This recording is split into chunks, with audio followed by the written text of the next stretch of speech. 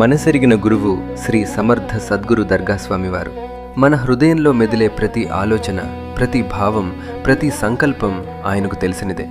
ఆయన నుండి ఏదీ దాచబడదు. ఎందుకంటే ఆయన సర్వాంతర్యామి. సమస్త జీవులలో అంతర్లీనంగా వెలసి ఉన్న ఆ పరమాత్మ స్వరూపమే శ్రీ దర్గా స్వామివారు. నెల్లూరుకు చెందిన ఒక యువకుడు దర్గా స్వామివారిని తరచూ దర్శిస్తుండేవాడు. ఒకసారి అతను ఆశ్రమానికి వెళ్ళగానే స్వామి కఠినంగా, "ఉద్యోగం వస్తుందని చెప్పాను కదా, మరలా వచ్చావెందుకురా లంచకొడక" అంటూ మందలించారు. స్వామివారు ఎవరినైనా పరుష పదజాలంతో మందలించారంటే దాని వెనుక ఉద్దేశం ఆ భక్తుని సంస్కరించడమో లేదా అతనిలోని కర్మను క్షయింపజేసి ఉన్నతిని ప్రసాదించడమో తప్ప మరొకటి కాదు. కాసేపటికి స్వామివారు, ఆ భక్తుడు అందరూ కలిసి ఆశ్రమములో ఉన్న దర్బార్ సాయి మందిరంలో ఆరతి కోసం వెళ్లారు. ఆరతి పూర్తయిన తర్వాత దర్గాలో తమ బిడ్డ తలనీలాలు సమర్పించి ఆశీస్సుల కోసం వచ్చిన ఒక ముస్లిం మహిళను స్వామి ఆప్యాయంగా పలకరించి మాట్లాడుతున్నారు. అది చూసిన ఆ భక్తుడు, ఇక్కడ ముస్లిం జనాభా అధికము గనుక వారితో సుహృద్భావంగా మెలగకుంటే వారి నుండి ఇబ్బందులు ఎదుర్కోవలసి వస్తుందేమో, కానీ హిందూనైన నన్ను కఠినంగా తిట్టారు అని మనసులో అనుకున్నాడు. తక్షణమే స్వామివారు అతడి వైపు తిరిగి, "నాకెవరిని చూసినా భయం లేదోయ్" అని అన్నారు. మన మనసులో కలిగే ప్రతి భావన, ఆలోచన వారికి తెలుస్తూనే ఉంటుందని ఆ భక్తుడికి రూఢి అయింది. ఒకరోజు ఆశ్రమములో స్వామివారి దర్బార్ జరుగుతోంది. ఒక భక్తుడు అక్కడ కూర్చుని వచ్చిన వాళ్ళు అడిగేది, స్వామి చెప్పేది గమనిస్తున్నాడు. ఇంతలో ఒక తల్లి చంకలో బిడ్డతో వచ్చింది. ఆ బిడ్డకి వినపడుతుంది కానీ మాట్లాడలేదు.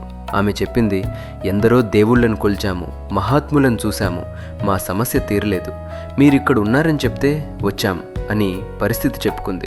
స్వామి, "దర్గాలో ప్రదక్షిణలు చేయండి, దర్గాలో నిద్ర చేయండి, దర్గాలో స్వాములు దయతలిస్తే బిడ్డకు మాట రావచ్చు" అని చెప్పారు.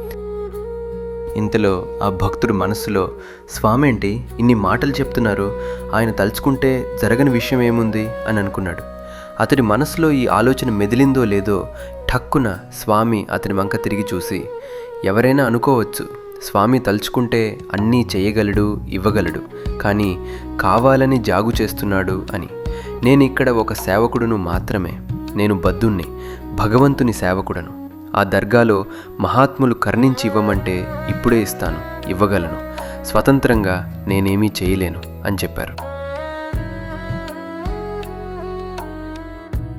భక్తుని మనస్సులోని ఆలోచనను తెలుసుకోవటం మాత్రమే కాదు, తనలో తాను భగవంతుని సేవకుడిగా భావించుకునే వినయం శ్రీ దర్గా స్వామివారి నుండి నేర్చుకోవలసిన ఒక విశిష్టమైన గుణం. ఇప్పుడు చెప్పుకున్న స్వామివారి లీలల ద్వారా స్వామివారి సర్వజ్ఞత్వం, భక్త వాత్సల్యం, సద్గురు శరణాగతి ఇవన్నీ ఏకకాలంలో మనకు దర్శనమిస్తాయి.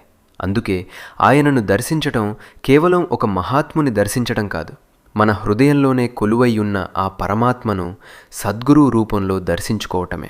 శ్రీ సమర్థ సద్గురు దర్గా స్వామివారి దివ్య అనుగ్రహం సదా మన అందరిపై ఉండాలని ప్రార్థిస్తూ, ఓం శ్రీ సద్గురు పరబ్రహ్మార్పణమస్తు. మాతాపితా గురుదేవార్పణమస్తు.